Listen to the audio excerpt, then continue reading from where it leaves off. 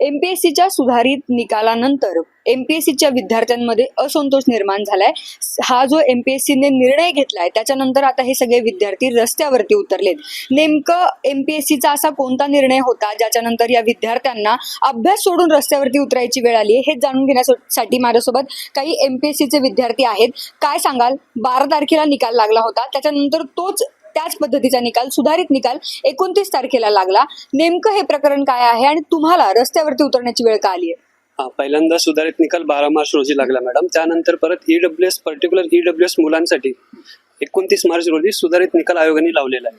त्यामध्ये आर्टिकल 14चा उल्लंघन होतो. त्या कारणाने सगळ्या कॅटेगरीला इक्वल न्याय भेटायला पाहिजे एवढी आमची मागणी आहे. आणि आमच्यावर अन्याय झाला त्यामुळे आम्ही रस्त्यावर उतरलेलो आहे. त्यामुळे आम्ही ही मागणी करत आहे की सगळ्या कॅटेगरींना मिळून तुम्ही एक रिवाइज निकाल लावायला पाहिजे, ही आमची मागणी आहे. आधी कट ऑफ किती होता आणि आता तो कितीने कमी झालाय, काय सांगाल त्याबद्दल? आधी 117.5 एवढा कट ऑफ लागला होता. परत नंतर 29 तारखेला जो सुधारित निकाल लागला त्यामध्ये तो 110 एवढा निकाल लागला होता. म्हणजे तो 7.5 पॉईंटनी खाली उतरला होता.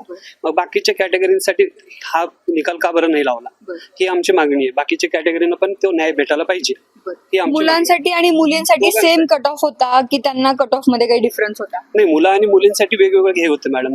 म्हणजे ईडब्ल्यूएस साठीच तो वेगळा करण्यात आला होता. म्हणजे मुला मुलींसाठीच आहे तो. म्हणजे सगळ्या कॅटेगरीसाठी हे लावायला पाहिजे, ही आमची मागणी होती. हा रेशो तुम्हाला सांगण्यात आलेला नाहीये थोडक्यात, म्हणजे जो काही कट ऑफ खालीवर झालेला आहे कुठल्या तरी एकाच प्रवर्गाला फेवर केले गेले असं म्हणायचंय का तुम्हाला? हो, फक्त एकाच कॅटेगरीला तुम्ही फेवर केलेलं आहे. सगळ्या कॅटेगरीना तुम्ही घ्यायला पाहिजे. आता ज्या विद्यार्थ्यांसोबत परीक्षार्थ्यांसोबत हा अन्याय झालाय असा आरोप तुम्ही करताय, त्यांनी आता नेमकं पुढे काय करायचं आहे?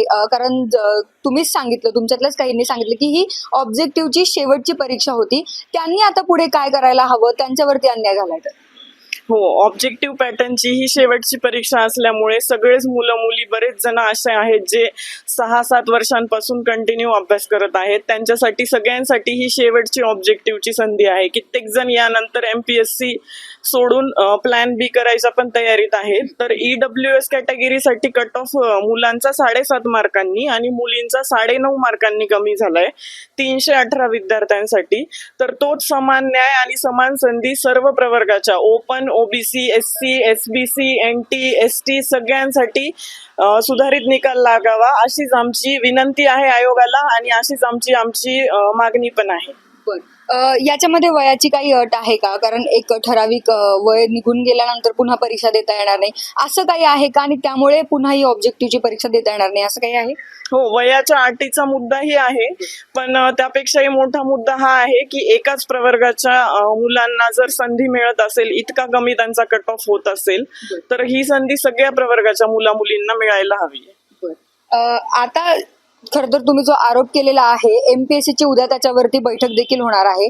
त्याच्यावरती जर काही तोडगा निघाला नाही किंवा तुमचं समाधान झालं नाही त्या बैठकीतून, तर तुम्ही काय करणार आहात?